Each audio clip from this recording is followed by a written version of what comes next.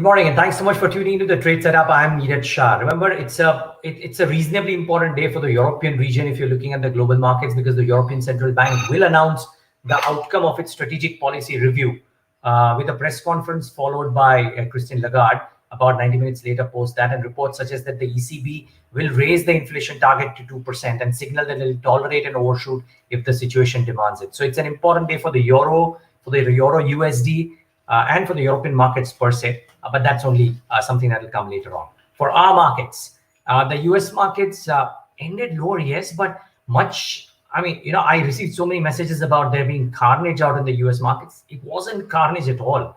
This is very normal and pretty much to be expected. I mean, less than 1% kind of a correction can happen on any given day. So it actually it didn't end as badly as people made it out to be. Keep in mind, the only key point that people should watch out for, and I think there's this wonderful chart on the Bloomberg terminal which shows that to you, the US bond yields. And for people who follow technicals, I don't, but I would trust the Bloomberg terminal when they're saying that the US 10-year yield is near some key levels. It's shot down from key levels now, and it's resting at numbers from where it could typically tend to show some moves. At least that's what this chart indicates. So pretty interesting what's happening out there.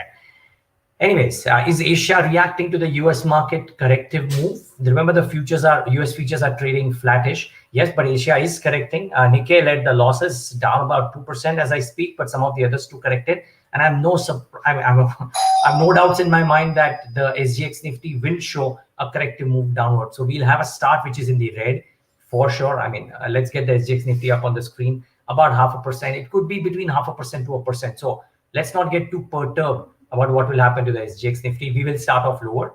Can this extend itself? Sure, it could. But remember, we also had a bit of a corrective move yesterday. So you have to bear that in mind. And now, what is the trade setup looking like? I think, yes, the global markets are weak. But as I said, they did not crumble. Therefore, the weakness in the Indian markets, excuse me, may not be staggering. So that's the key part. I think the sentiment seems to have shifted to a little bit of fear about a corrective move in the market. So many people that I've spoken to of late have spoken about this possibility that, if the markets will correct, let us sit on a bit of cash. So I think that feeling is already there. You have to keep that in mind. And I think, to my mind, just looking at the fact that the US has reported the highest ever increase in COVID cases, Japan has declared a state of emergency, Europe is reeling with Delta variant. In India, we have got one more strain of a virus in Kerala, the Zika virus. I think this whole conversation about value buying in reopening trades should be relooked at. You want to buy heavy, you want to buy certainty or near certainty as opposed to hope trades. This is my limited observation, really. So keep that in mind. Now, what are the key stocks that one should focus on in the session today? I think TCS unequivocally takes the center stage. Brokerages have come out and shown a bit of circumspectedness, if that's the right term, when it comes to the TCS earnings. Let me first get in our guest, Sudhir Guntupalli. He's research analyst at ICICI Securities with his view. Sudhir, were you disappointed with the numbers, or are you sanguine about the prospects based on the commentary? Yeah, Neeraj, thanks for having me here. So in terms of the numbers, if you see, clearly it's a mess. It's a mess both across revenue and across margins as well. Of course, the Indian geography, there's a sharp decline in the Indian markets because of the second wave and lockdowns related to the second wave, so on and so forth. But even if you adjust for it, one trend that you will note is that even if you adjust for the sharp revenue decline in the Indian markets, overall revenue growth would have been still in the range of 3.1%. Which is still lower than long-term, pre-COVID long-term average growth rates for TCS or for the industry in a typical June quarter. One should note this is seasonally the strongest quarter for the industry and the strongest quarter for TCS as well. In such a quarter, if you look at the pre-COVID long-term average growth rates, typically they would have been in the range of 3.5 plus. So even if you adjust for the second wave impact in Indian market, we are still looking at a growth in the range of 3.1%, which is still lower than the pre-COVID averages. So to that extent, yes, it's a disappointment. In terms of the outlook, a couple of points to note here. One is that management has cautioned about the outlook in Europe for at least another 1 to 2 quarters. That's a key point to keep in mind, because Europe has been a very good growth driver for TCS in the recent past, even before COVID and after COVID as well. And the second point is management has also indicated that most of the discretionary costs, including travel, should come back over the next 2 to 3 quarters. So for those investors or analysts who have been expecting structurally higher margins after COVID, this should be a key disappointment, because if you see, most of the investors or analysts have been penciling in structurally higher growth rates and higher margins post-COVID compared to the pre-COVID levels. But this result and commentary in a way indicates that both the growth rates and margins are kind of reverting back to pre-COVID levels. However, valuations are almost 50% higher, 45 to 50% higher. So yes, definitely, it's a kind of a disappointment, especially given the fact the multiples are trading pretty high. Right. So, Sudhir, the stock will likely start off lower. Would you stay away from being a buyer? Would you advise your clients not to hurry and enter into a TCS in the session today or the next couple of days? We'll not really advise our clients on such near-term trade basis. But my fair No, entry valuation. points. What I meant was entry points. Would you believe that if there is a corrective move, it is a good entry point, or do you believe there are better options within IT itself? So, on the first point, I believe that the fair valuation of the stock should be 10% lower than today's market price. So, accordingly, for you to be able to make money, there should be a sizable correction in the valuations. And the second thing is, yes, definitely there are some better opportunities within the sector at this juncture. Probably something like an Infosys, which is reporting a relatively stronger business momentum, and trading at relatively cheaper multiples.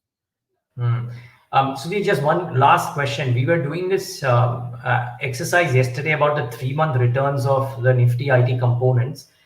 TCS has lagged Infosys, lagged Wipro, and done only marginally better than HCL Technologies. Do you reckon that this outperformance that Infosys has shown could continue, because you seem to be more bullish on Infosys vis-a-vis TCS? Yeah, see, if you actually look at Infosys in terms of the numbers, in terms of the organic growth rates also, for the 6 quarters before COVID and for the 4-5 quarters after COVID, we have been clearly noticing a trend where Infosys has been outperforming TCS in terms of the growth rates. The share price is more or less a reflection of that fundamental outperformance. And going ahead also, I do believe that probably Infosys will outperform TCS by a couple of percentage points in terms of growth. And valuations are slightly more favorable compared to TCS. Yeah, in fact, when one look at the consensus, Bloomberg consensus of FY23 estimates, Infy is still a lot cheaper than TCS. Sudhir, great having you. Thank you so much. And we look forward to maybe talking to you once more, Sudhir, once all the 4 IT majors are out, to just do a bit of a dipstick about how do you feel of one versus the other. But thank you so much for your time today. Thanks, Neeraj. Have a good day. Thank you. You too. So viewers, that's the view from ICICI Securities. He believes that the TCS fair value is 10% lower. So even if it starts off lower, it may not necessarily be the best entry point. This is, of course, their view. But yeah, actually, speaking of views, let me quickly get you some of the other views on TCS as well, and then move on to the other stocks. So Citi, by the way, has come out with a note. This is UBS. Okay, let's check with UBS. UBS have maintained a neutral rating, the target price of 2345, but they are saying that the Q1 revenue is missed forecast, which should elicit a negative reaction. But the broader market concerns, COVID-19 wave 3, oil prices, etc., should keep the stock, or could keep the stock defensive, which means they are not sounding out a positive bugle. Similarly, I think Citi came out with a note which is not very bullish. The rating is a sell. The target price has been cut to 3080, and they believe, again, like Sudhir, that they find valuations high for an EPS CAGR of 7% from FY22 to FY23. Just keep in mind, viewers, JP Morgan has an opposite view. They believe that such things happen in a large company and their target price is some 3,600 or thereabouts. So different views there. But you heard Sudhir, if you agree with his rationale, hopefully it helps you. But as I said, TCS is not the only thing. Yes, it's the biggest game in town today, but that's not the only game in town. There are a few other stocks that all of us should keep an eye out for. Some small caps that we should monitor, or small cap, mid caps, whatever you call it. But Aban Offshore, a small negative news, I think they have received a possession notice from PNB for its assets for a loan recovery. The stock was up about a couple of percentage points. Not too many people trade or invest in this stock anymore, any which ways, but watch out for this one.